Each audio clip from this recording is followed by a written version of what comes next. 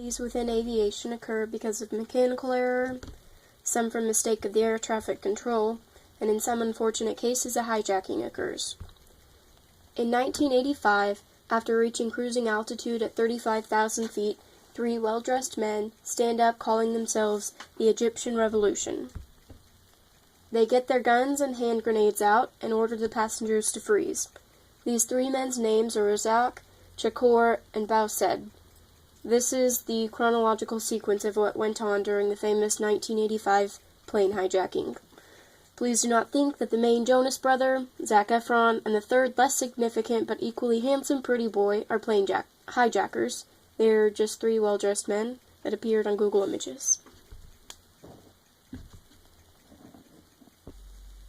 At 9:10 p.m., Egypt Air Flight MS 648 takes off from the Athens airport, heading south towards Cairo. At 9:25, the fasten seatbelt sign is switched off, and Razak goes to the front toilet, coming out holding a hand grenade. Chakor stands up with a revolver in one hand and a grenade in the other with the pin in his teeth. Baused, armed with a revolver in his hands, takes up the position at the back of the plane. Chakor warns he will shoot anyone who moves. Passengers are ordered to place their hands on their head and hold up their passports. Razak enters the cockpit and orders Captain Galal to change course to Malta. The co-pilot secretly issues an emergency call. At 9:05 p.m. Malta time, Athens Airport informs Luka Air Traffic Control that a hijacked plane is heading in its direction. On the plane, Chakor moves passengers around according to nationality. Security guard Medhat stands up and shoots Chakor. The hijacker is hit with 5 bullets while 2 stewardesses are also hit. Baused fires 6 shots at Medhat. In a last gasp attempt, Chakor fires his gun, piercing the fuselage and creating a sudden loss of pressure. Chakor dies and Medhat is badly injured. Razak takes charge of the situation. The hijacked aircraft lands in Malta after first being refused permission by air traffic control. Runway lights are initially switched off and permission only granted after the captain threatens to ditch the aircraft in the sea. Razak asks for refueling and an engineer to fix the damaged fuselage. At 11:30 p.m., Captain Galal informs the control tower that some passengers will be released on the condition that the aircraft is refueled. Major Joe Sultana, Civil Aviation Deputy Director, says no fuel will be given unless all passengers are released. Prime Minister Bonici arrives at the control tower accompanied by various ministers. A doctor, Victor Boughagiar, is driven to the plane in an ambulance and boards the plane alone to examine Chakor and Medhat. The 2 injured hostesses are released while Razak shoots at Medhat and asks the captain to throw him out of the airplane. Egyptian women and a troop of Filipino girls are released from the aircraft. At 11:45 p.m., Razak shoots Israeli Tamar Artzi at point-blank range and pushes her onto the tarmac after his 15-minute deadline for refueling elapses. Artzi survives. It is now November 24th. At midnight, Razak shoots Israeli Nitzman Mendelsohn in the head and kicks her down the stairs. She dies 7 days later.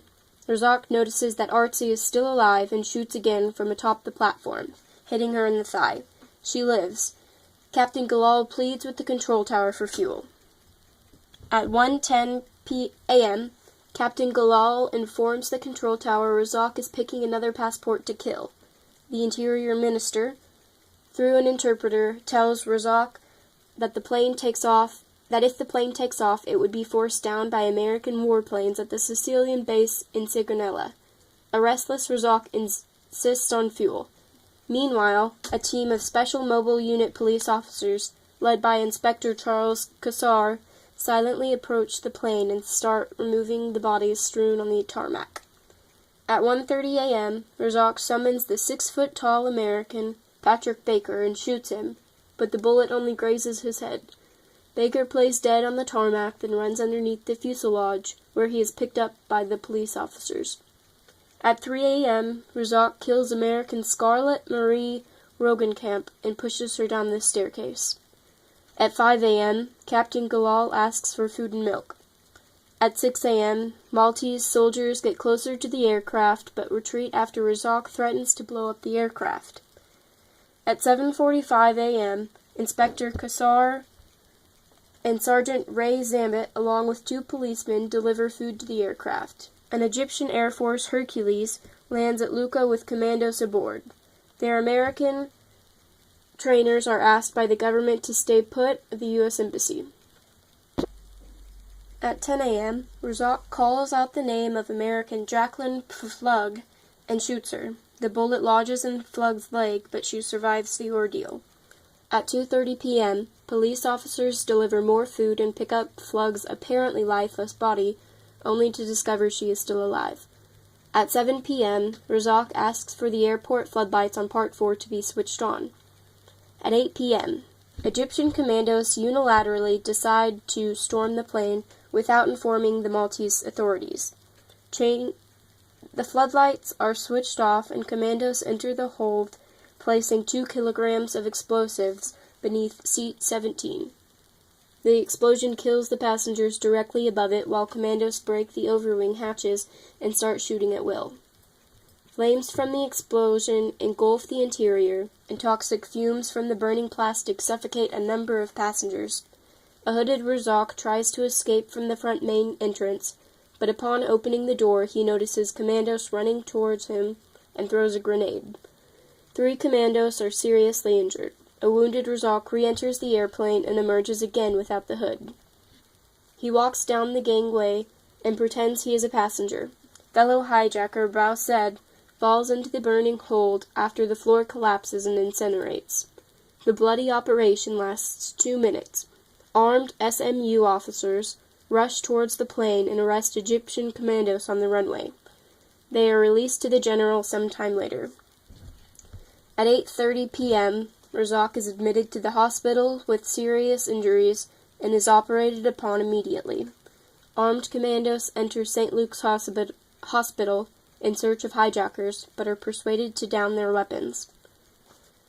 In this photo, you can see the soldiers carrying out some of the dead bodies. In all, 62 death certificates were issued.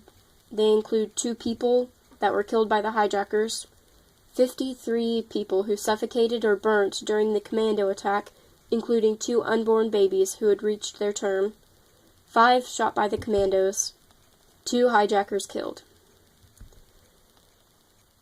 This garage was made into a temporary morgue for the victims. And here is the B-707, which carried back the coffins of the Egyptian passengers.